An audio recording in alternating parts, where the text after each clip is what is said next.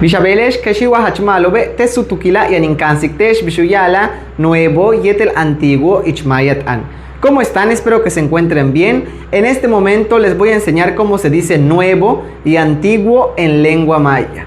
Iniciamos con nuevo. Se dice de la siguiente manera: tumben, tumben, tumben, tumben, tumben, nuevo. Y antiguo se dice así: uchben, uchben. Para poner en práctica estas palabras haremos un breve ejercicio. Te mostraré una imagen y te preguntaré lela tumben wa uchben. Y tú me dirás tumben si es nuevo o me dirás uchben si es antiguo. Iniciamos. Número 1. Lela tumben wa uchben.